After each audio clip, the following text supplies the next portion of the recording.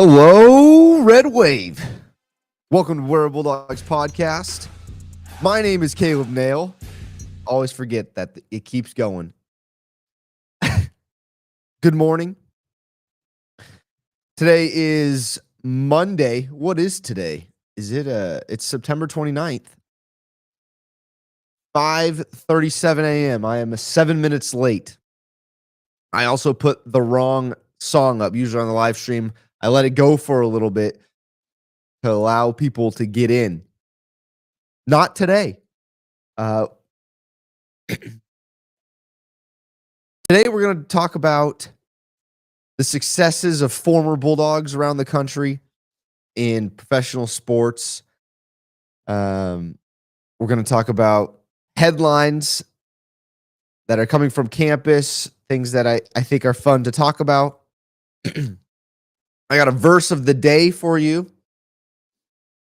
But first, comment down below how your bye week went. I hope it went well for you. Mine was pretty chill. Got lots of yard work done. That was nice. I was not smart about it. See, I still think I'm 17 years old where I can bounce back really easily. And I walk around barefoot, realizing that everything hurts that I walk on. Like my feet are soft and weak now. I stepped on a puncture vine. Remember when you were, in your prime and step on a puncture vine, bounce back real quick, no problem. Well, somehow I take the puncture vine out and it's still stuck in my foot. And it hurts. And I can't get it out. I tried last night, tried a little bit this morning. And I'm such a softie now. And it hurts. Growing up, my dad would always yell at me, wear your gloves, wear your boots. There's a reason we wear these things and we buy them, use them. And I'd tear up my hands and my feet and things like that because I wouldn't listen to him. Now I hear my dad, wear your boots, wear your gloves, because now not doing so hot. All right, verse of the day to get your week started. We're in Matthew 7. This is verses of the day. Matthew 7, verse 13 and 14. Enter through the narrow gate, for wide is the gate and broad is the road that leads to destruction, and many enter through it. But small is the gate and narrow the road that leads to life, and only a few find it. Wise words from Jesus. Reflect on those as you go about your week. All right. Today, I want to talk about something that, maybe there needs to be a campaign for. I don't know. Maybe we need to push it a little harder on social media. I don't think so. I'm seeing a lot of it. Why don't I share my screen here? There we go. Judge for MVP. I think that's what we need to go over right now. He had one heck of a year. Look at this. Players in MLB history to have a season with at least 90 singles, 30 doubles, 50 homers, 120 walks. Aaron Judge, 2025. That's it. End of list. New York Yankees put this up. If you're on YouTube or X, you can see this. X at Beware_Bulldogs. And we're on YouTube, Beware Bulldogs Podcast. We're also on Instagram, Beware Bulldogs Podcast. But you don't get live streams on Instagram. Judge for MVP. Let's see. Led MLB in OPS. 1.145. Next closest is an AL. 959. 53 homers.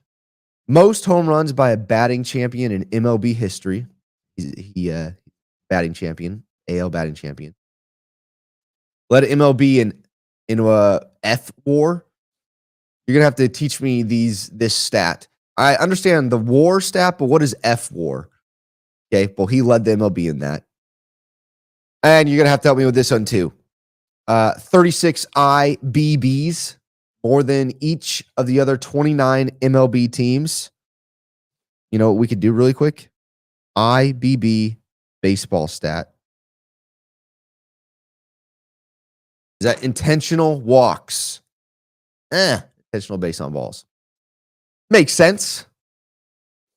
Led the MLB in slugging. Slugging is 688. Next closest in AL, 589. Led MLB in on base percentage with a 457. Next closest in AL, 399. He led MLB in batting average, hitting 331. Oops. Shucks. I clicked it.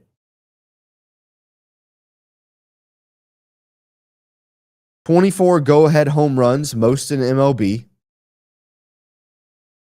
I think this is a good argument for MVP.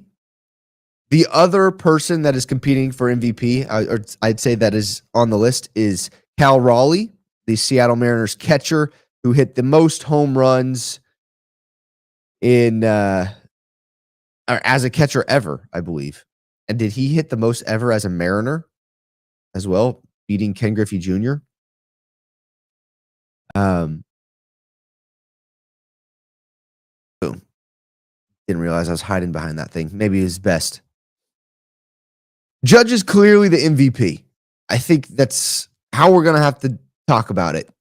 And I think most people agree. We'll see what happens. But Aaron Judge, former Fresno State Bulldog, had one heck of a season, nonetheless.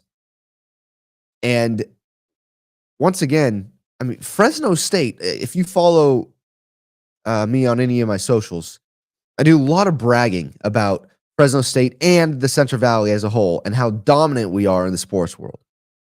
You think about Aaron Judge. Oh, whoa.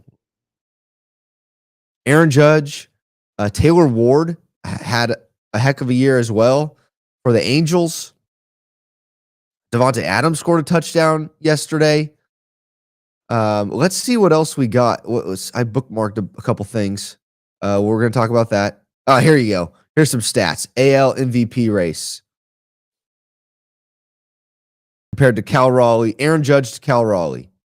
So he had 7 less homers and 11 less RBIs.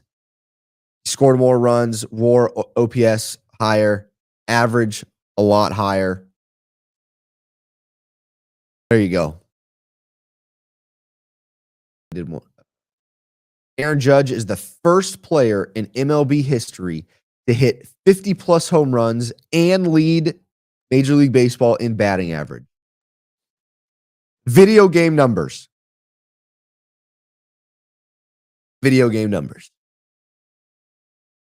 Oh, let's see. Readers added context. Aaron Judge is the first player in MLB history to hit 53-plus home runs and lead MLB in batting average. 2 other players accomplished the feat with 50-plus home runs, Mickey Mantle and Jimmy Fox. Okay. Here you go. Aaron Judge, 4th in the MLB in home runs, 2nd in runs, 2nd in walks, 1st intentional walks. We saw that. And 1st in everything else other than WPA. He was 2nd in.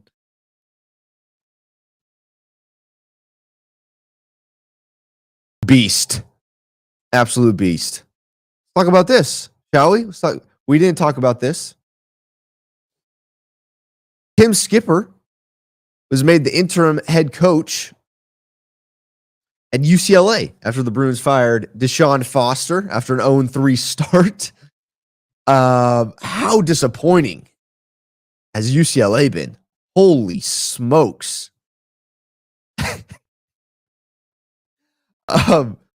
Maybe we should have known after his introduction presser. It's kind of embarrassing. But good for Skip. I'm hoping he can turn around the UCLA program because West Coast sports is struggling, man. It's struggling. USC probably the best team in California. And then we're next. San Diego State may have something to say about that. What they played in a snooze fest, though. We'll get to the Mountain West scoreboard at the end here. But yeah, San Diego State played in a snooze fest over the weekend. UCLA is the worst team in California. No doubt. The worst. They may not win a game this year. They just lost to Northwestern. It's bad. We'll see how Skip. I want to see how the kids respond to Skip. He's a player's coach. I saw videos of him greeting players as they're coming into practice. You have to like Skip. It's hard not to like Skip. And as a former Dog, we're cheering for him. Hoping lots of success coming his way. And I'm hoping for one win for UCLA. I think if they get one win, it's a success. But poor Skip. Where does he? If he doesn't get the job, he's going to be running around. But that's the coaching world. I have friends in it. They travel all the time. Even had one friend who had a kid and said, "Yeah, I'm done. I'm done." James, good morning. James says Reedley College could beat UCLA. I don't doubt that. It's gotten bad. I proposed a question really quick. I proposed a question a couple days ago. And I want you to comment below what you think the answer is to this question. I want to know what the most popular sport is on the West Coast. Because you look at UCLA, it's empty. The stadium is empty. USC has not had a packed stadium in a long time. The excitement of Lincoln Riley and Caleb Williams was the height. But they haven't been the same. And there's too much to do on the West Coast, right? People aren't, we know we struggle in Fresno to get people to games, but we are probably the best at getting people to games on the West Coast. Oregon doesn't have a problem. They're good. Washington, I don't think really has a problem. You have Oregon State and Washington State, whose stadiums are San Diego State, San Jose State, no. And I'm talking football. They're not that full. We sell our tickets, but do people show up? Not really. No, they don't. We don't pack it out as we should, but the tickets are sold. But we don't pack it out. So is football the most popular sport on the West Coast, or do you think it could be basketball? Right, San Diego State played for a national championship. They're packed. That arena's packed every game. New Mexico, technically not West Coast, but it's close enough. You have you got the Mountain West schools that we play against. Their arenas are packed. The former Pac-12 schools, maybe not. Like your Oregons aren't probably as packed as football. Good point, James. Gonzaga, There on the West Coast is UC. I think UCLA basketball is. There's more fans in that arena than there are in the football stadium, guaranteed. So I tend to lean towards basketball as well, or is it something like water polo? No, I don't know.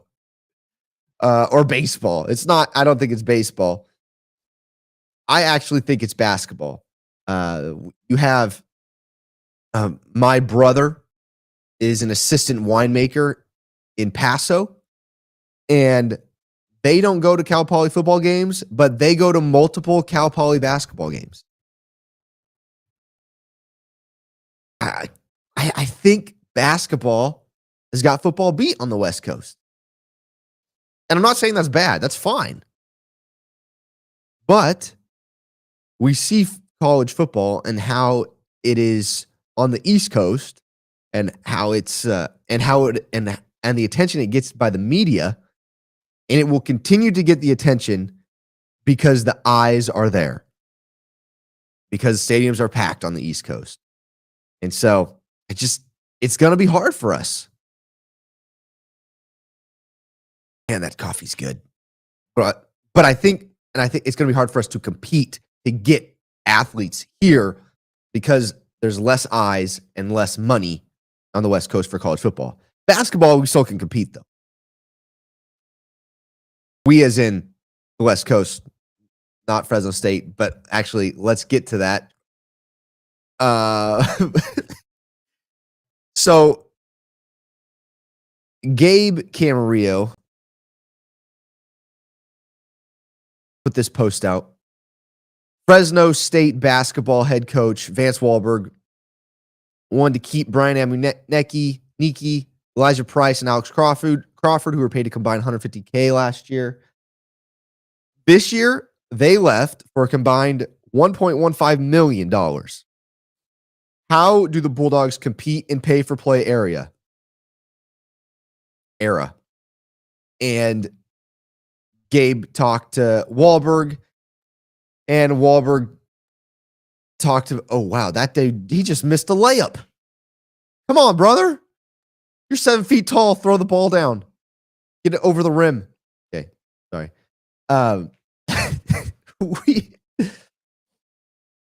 Wahlberg was very candid in this. And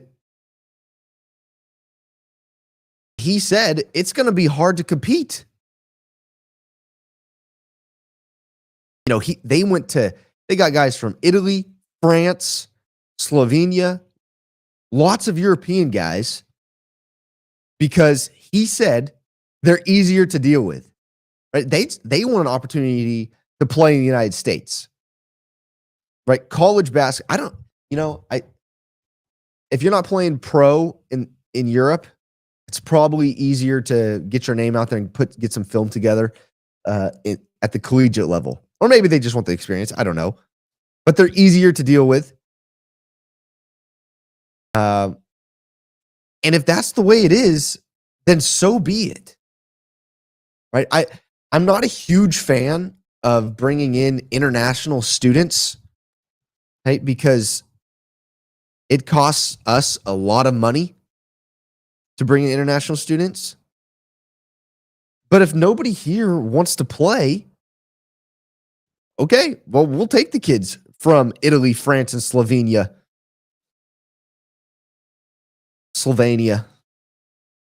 Morning, bud. So, and I do like their style of play. Like, they're tough. They come from some tough basketball rules. They're very fundamental. Hey, go inside and put that on and then come out here. A little chilly, huh? I think this is the last day I wear shorts out here.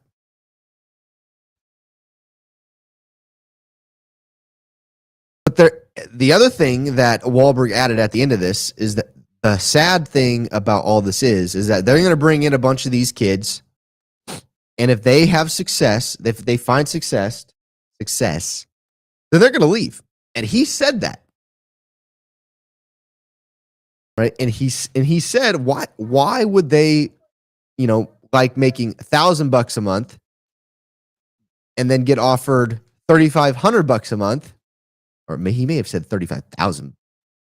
I think he said 3,500, just because they like the coach. No, that they're going to take that 3,500 a month and go play basketball, and they're going to leave. That's what Fresno State is dealing with, and I think we're going to be in this. We're going to be stuck in this cycle, especially as we move to the Pac-12, where we're just stuck at the bottom. I hate to say that. I don't want that to happen. But the Pac-12 is so good at the new Pac-12 is so good at basketball. We're going to need a miracle to compete. And see, maybe the international guys can do it. R33, good morning. Lindy's magazine picked Fresno State basketball second to last in Mountain West. Would not be surprised. Is it Air Force or San Jose State that's last? Yeah, we're gonna need a miracle. It's tough, man. And I'm a basketball guy. I love basketball. Played basketball my whole life, and played in the Wahlberg style, right in the Central Valley, because that's all that everyone plays in the Valley. Most people. It's hard to translate. That style of basketball is hard to translate to college because the ball handlers are just so much better. Oh man, I don't know. I don't know what to tell you. Like NIL, we're not going to compete in the NIL, and then skill level. It's hard to increase your skill level once you get to the college level quickly. I mean, unless they're that bad. I mean, you get better at shooting. Just sit there and shoot, and then lift weights. I think that's what we got to do. We got to get better at shooting and lift weights. Get bigger. Okay. We'll move on from that discussion. We'll talk basketball when it actually. We'll talk more basketball when it gets to basketball season. How about that? How about Keyshawn Johnson? I didn't book more. Oh, there goes my own. How about? Yeah. No, that's a shirt, bud. Those aren't pants. Keyshawn Johnson hit 1,000 yards for the Saskatchewan Roughriders, the Canadian Football League. Lane Kiffin at Ole Miss beat LSU. Kalen DeBoer at Bama beat Georgia. The Fresno State tree is coaching tree. I don't know if Kalen DeBoer is he part of that coaching tree? Would you call him part of that coaching tree? I don't know. But he was our coach and had found success in Fresno. So I'm going to say yes. Fresno State having a lot of success. Lots of success in the sports world. Some Fresno State football news. Tim Thomas is off the team. So linebacker Tim Thomas is not listed on the team roster anymore. We talked about it before the season even started. When he was not listed, when the 2 Deep came out and he was not listed as a starter, he went to social media and put a post out there. It was like an emoji. It was just an emoji, him of like the thinking face. And I understand kids have social media these days and are addicted to their phones. And sorry, I should take a second and get to you guys. Cowboy, any update on Braden Walton injury? I have not seen or heard anything. We should be getting a press conference from Coach Entz this week. We didn't have one this past week because of the bye, but we will get one this week, and I'm sure one of the beat writers will ask. Those are pants. They're on your legs. Yes. R33, Air Force is last. I figured. But talking about social media, here you go, bud. 3-year-old is up. He was up early.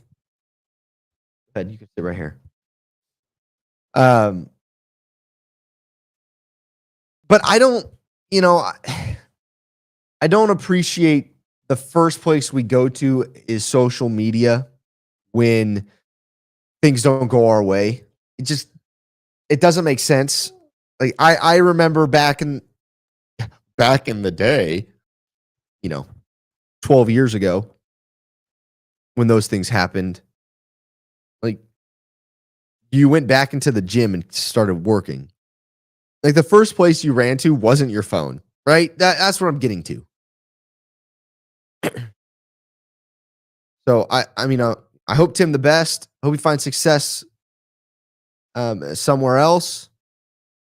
I hope it wasn't a relationship issue or they got in a fight or anything like that. But when somebody leaves a team and there were signs before because of playing time, things like that, it's never fun. And you see videos talking about Bulldog born, Bulldog bred from this of Tim talking about Bulldog born, Bulldog bred, love in Fresno, and then something like this happens, and then we're brought back to reality. Like, well, it's about playing time, getting film out there, and we got to go find that elsewhere, wherever we can find it. What happened to your co-host Caleb Pletz? Pletz is being dad and husband, and I don't know what. I'll talk to him. We'll see what we could do. We'll see what we could get him on, a guest on an episode or something like that. But as of right now, he is, remember Caleb? Yeah, the other kid. Nolan's dad. He's being dad to Nolan and a husband and working hard. He's working for the family business. So, if you have a family business, it's nonstop, 7 days a week. Okay. Oh, the other thing that I saw that what I liked seeing was Coach Entz, since it's bye week, he was at the Fresno City versus San Mateo game at Ratcliffe Stadium on Saturday, doing some JUCO recruiting, watching some games for the Fresno City Rams. I love that. I mean, it's a pipeline. It's the easiest pipeline we got. Those kids are ready to go. And, maybe junior college kids, we'll talk about that when you're older, going to college. You might have to pay your way through, bud. Sorry. The JUCO pipeline might be the best pipeline for Fresno State to get kids that are ready to play right now, because our best kids are going to be bought and paid by bigger P4 schools. The high school kids that we bring in, right, we're just developing for the P4 schools. I hate to say that. I hope that's not the case. I hope guys like Duval stay around. But when the bag gets thrown at them, what are you going to do? Like Wahlberg said, how can I argue with them? You can't. And so JUCO is the best way to go, in my opinion. And some of our best players are JUCO guys.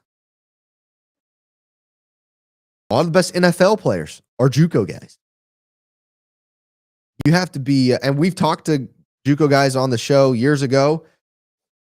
It's a grind to go through go through JUCO, then get to D1 and transfer and do all those things. It's a grind. So it's a mentality that JUCO players have that other players just don't get. So I like it, and I love that Entz was on the sideline there at the game. I think that says a lot about Coach Entz and the buy-in that he has, and just the fact that he's showed up. Bless you.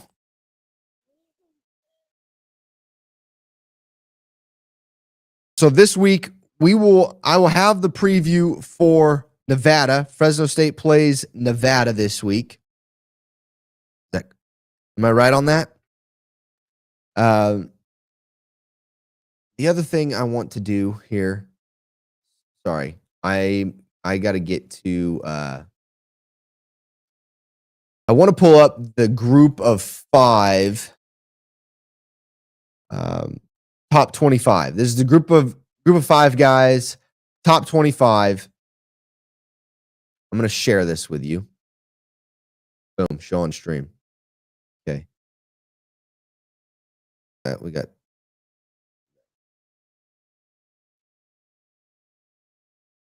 Who takes the top spot, in your opinion? Does the Memphis win over Arkansas bump them over USF? I don't think so. I still like USF's wins. This James adds Aaron Rodgers, Tyreek Hill, Josh Allen, all JUCO players. Yep. Some of the best.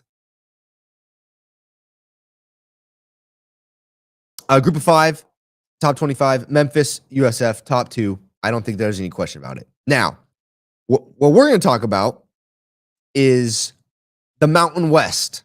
Okay. UNLV is undefeated. They're 4-0. I don't think they have a good win. Boise State has a loss to USF. They have the best loss.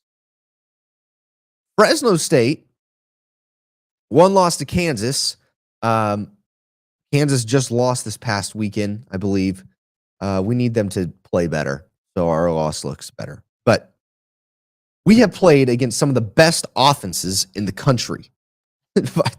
Kansas was legit. Oregon State played in a close one against Houston. I think we played against some good offenses. But anyways, I don't think UNLV is the top team in the Mountain West.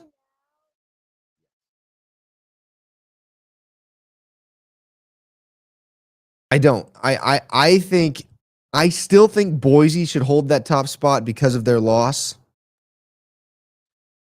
I think we should be above UNLV. They've played in close games against bad teams. Now they won, but they haven't beat. I don't think they beat anybody that good. Then you have Utah State, who lost by 30 to Vandy. New Mexico, who just had their first sellout in a long time after beating UCLA. Right, like that.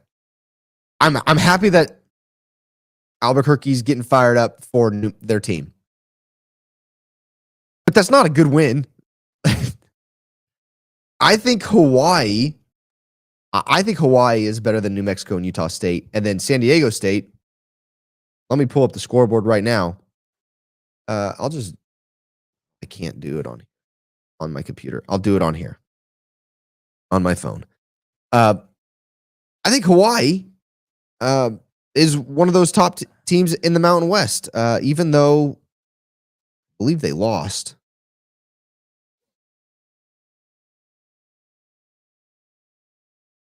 I just want to say, I don't think UNLV is the best team in the Mountain West.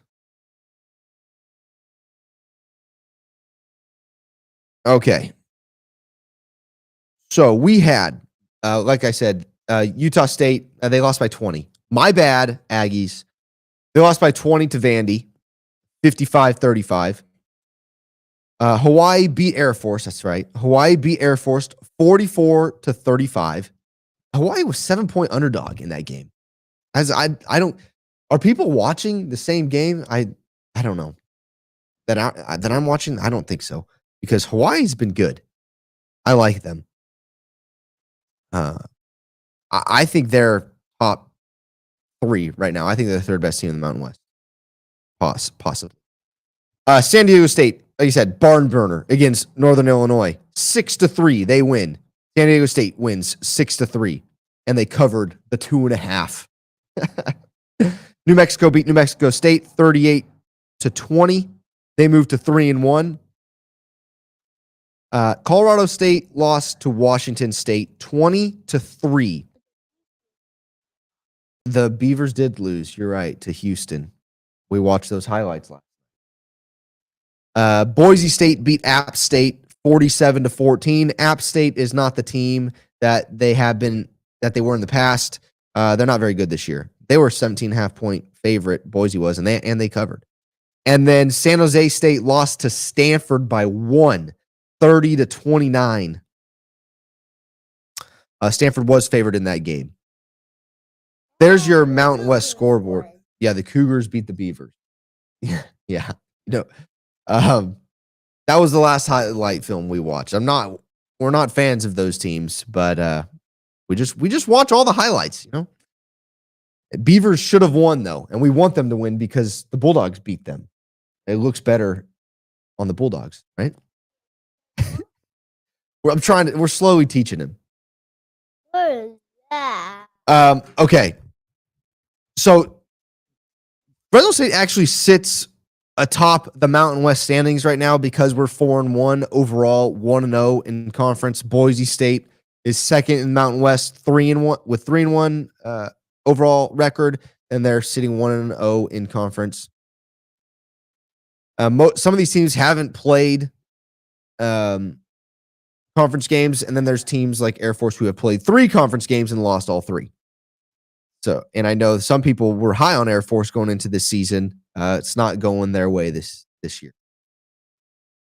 There's no reason that Fresno State shouldn't be top 2. I think the Mountain West is weaker. Why is my phone playing music? Mountain West is weaker than I thought they were going to be this season. So, Fresno State should finish above UNLV. In my opinion, I think North Texas is number 3 in the G5, and I think we end it there. Anything? Can you give me a go, Dogs? Support the pod. Link is in down below in the bio. You can support the pod there. You can subscribe on YouTube, follow on X. We're on X, Boyer_Bulldogs. We're on YouTube, Bulldogs Podcast. Are we trying to get to 600 subscribers on YouTube? I appreciate all your support. Aaron Judge for MVP. What else? Anything else? Reflect on that verse of the day. And as always, let's see what Cowboy has to say. I didn't say it. We're not done yet. Do you believe Memphis and Tulane will get invited to Pac-12 someday? I hope so. I haven't been keeping up too much with the conference realignment since the season started. I think they'll get invited by somebody else, to be honest. Before the Pac-12 invites them, but we should invite them. We should invite at least one of them. I also like the Hawaii ad. I know people aren't really talking about it, but I would like to get a Hawaii invite. Give Hawaii an invite. I would. I know people aren't like staying up for that time zone, and it's all about viewership and things like that. But it's a different time zone, and we'd have that time zone. So, anyways, that's just the fans' thought on it. Send it to Hawaii. Let's get that time. Let's lock down that time zone. There's only one team in that time zone. Let's get it. But Tulane would be nice to have. Tulane and Memphis on the East Coast they'd be nice to have. No Hawaii. I know. I don't know. Maybe it's just the rivalry, the fun, entertaining games I want to continue with Fresno State, even though it may not be good for our record. All right. I'm out of here. You guys have a wonderful week. You'll see me next for our preview episode. And I'm doing my best to find guests for you guys. for these teams so that we can do the preview with someone from the other team so we can get to know their team a little bit as well. So follow, subscribe, do all the fun stuff, and I'll see you guys for the preview. God bless. And as always, go Dogs.